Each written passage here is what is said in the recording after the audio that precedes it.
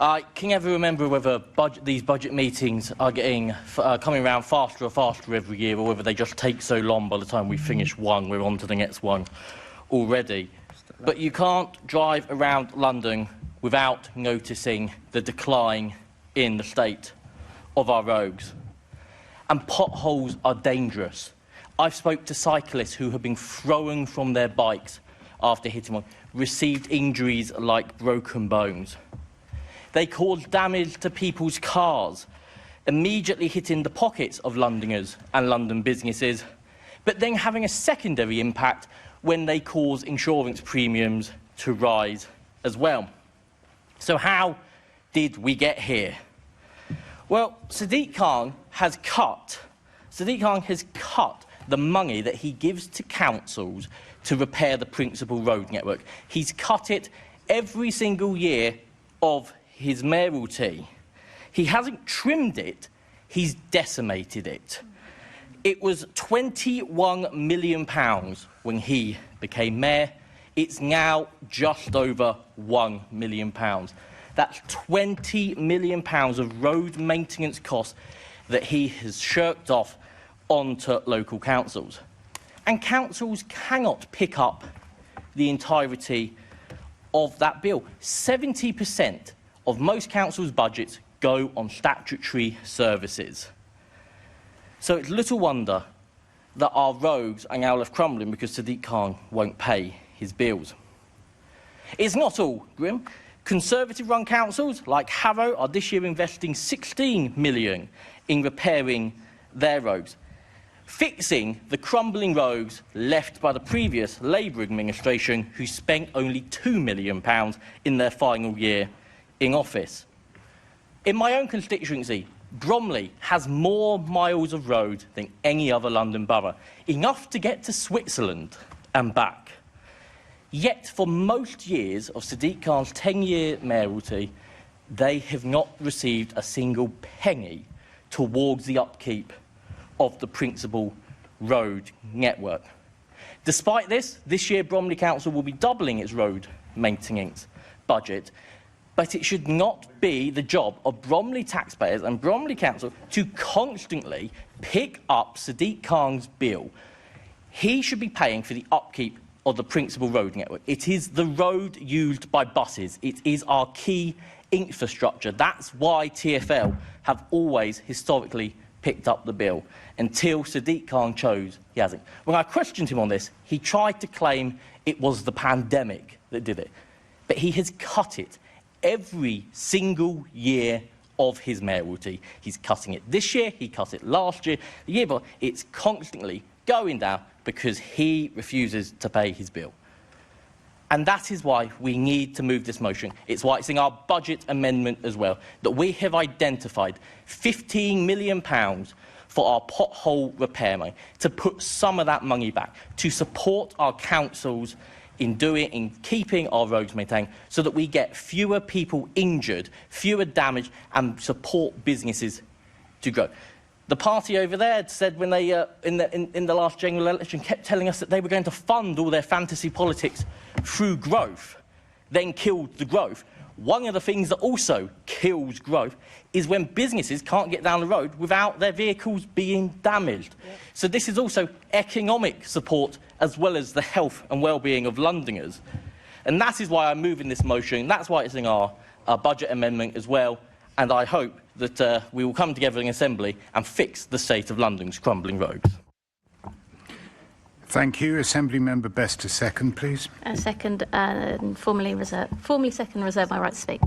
Thank you. The next budget-related motion is in the name of Assembly Member Best, and it concerns Broadmead Bridge. Thank you, Chair. I, like many others in Woodford, have acutely felt the damage of Broadmead Bridge being closed. From initially, when the sign went up saying it will just be a month, to the damage it's caused long term. I used to take my son to football training literally just over the bridge at the school there, and what used to be a 10-minute drive turned into a 25-minute drive, as you would need to go onto the A406, come back round in a circle and drive round. Worse still, the fact that it didn't actually end over 2 months, it's just continued and continued, has been awful for our family. My son now has to get the bus for 2 hours to get to his dad's house. This is something that is happening to families all over our area, especially for kids that rely on the buses that need to get from A to B. It has gone on far too long. And I feel really pleased at this budget motion that we can begin to be, I can be completely honest with you about the fault of this. The fault lies predominantly with the Labour Council, who did in Redbridge, who did nothing since 2014. But there are two other culprits here, and they're in the room with us today. The leader of the Conservative Council in Redbridge, who also did nothing to maintain that bridge in the years preceding it, and a member of his cabinet who also did nothing to maintain our bridge. It really is the home for failed Tories over here. And so they might come with a motion today saying how they could protect our bridge, but actually they were the most powerful people who could have done something. So much like the Labour colleagues in Redbridge Council that have done nothing, they have also done nothing. So it is all weasel words from this lot here. I will say I was elected to Redbridge Council in 2014 and I didn't know of the letter. But it is something that we need to fund, not only, by the way, through the £25 million, that would be the short-time fix, we need the £80 million. So what we need is the £80 million, and that is a long-term capital project, much needed. So I really hope people can vote for this today as a motion. And the reason I've put it in, by the way, as a budget motion and not an amendment, is because the funding needs to be significant at £80 million. And I don't think that I can ask any of you to sign up to that on an amendment that you have just seen this afternoon. That really takes long-term planning. But I promise you, this is pulling families apart. It is pulling communities apart. It is ruining businesses. A school is completely struggling. We need our bridge open. Thank you. Thank you. Assembly Member Turrell to second, please. I so second, reserve my right to speak. Thank you. The next motion is in my name. So if we can start the timer, please. The motion I'm proposing today is to allocate funds to ensure that the repairs at Gallows Corner are brought forward. And there is no provision in the funds. And what's astonishing is the degree to which this project has slipped.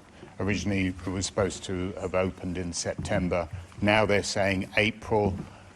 No guarantees can be given. And the reason for the importance of this is I'm not arguing that businesses might go out of business. Businesses have gone out of business as a result of the delays in the repair of Gallows Corner. So we're asking for a small amount, some additional guarantees, because if even more businesses will collapse. We've seen one business whose income has declined by 70%. We've seen leisure facilities being seriously damaged due to the problems with this road, and therefore I'm encouraging the Assembly to support this budget-related motion in order to fix a road that has taken a long time coming. Thank you. I would ask Assembly Member Hall to second. I second and reserve my right to speak. Thank you. Thank you. And the final budget-related motion that we know of, it comes from Assembly Member Best, and it concerns the cyber helpline. Excuse me.